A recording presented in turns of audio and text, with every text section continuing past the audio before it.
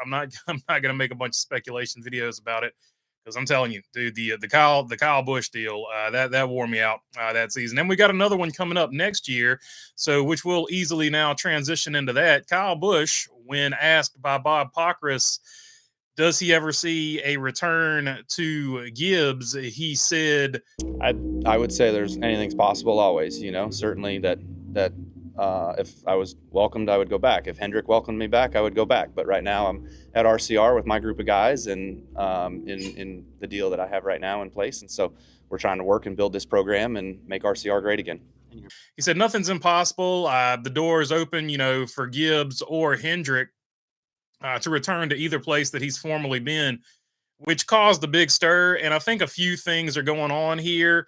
And I want to give credit because Kevin Harvick, he pretty much said exactly what I was thinking. So I just want to go off of what he was saying, because when he said that, I was like, yeah, that's exactly how I saw it too.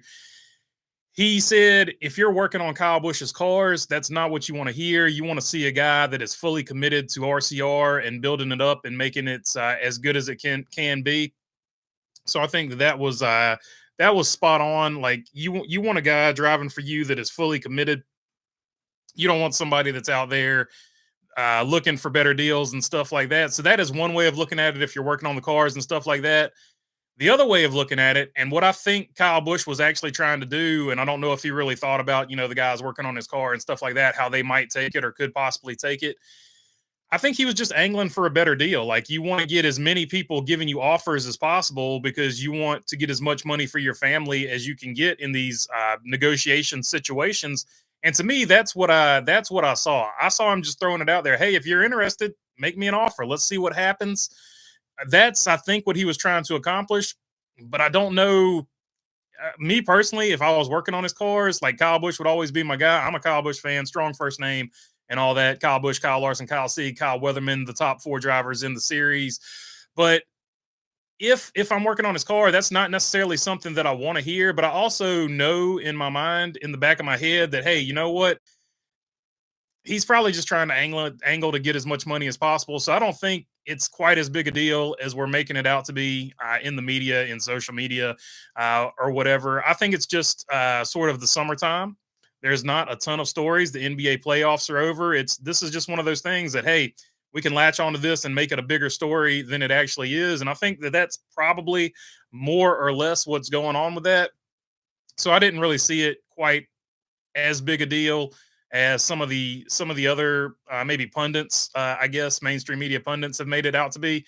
But it makes good fodder for, TV, radio shows and stuff like that.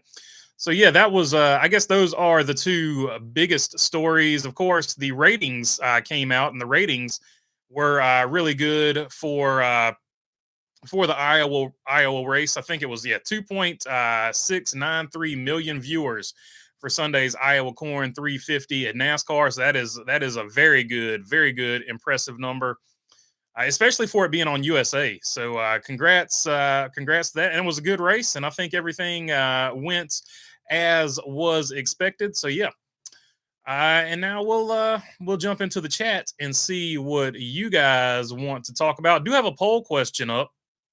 Does Kyle Busch get an offer from Gibbs or Hendrick next season? Early on in the voting, with 23 votes, 61% saying no, 39% saying yes.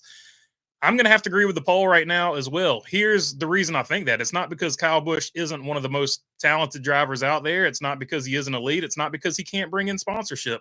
I think these other organizations want to stay relatively young. I think Hendrick is happy with the set of drivers that it has over there. The only reason you would ever replace a driver over there is you think that there's a new guy coming in that you could possibly in the long term improve on your situation over there.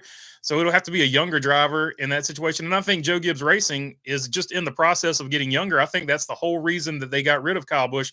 Now, I know a lot of people are like, oh, they couldn't find a sponsorship. I call bull crap on that. They could have, if they wanted to keep him, they could have kept him.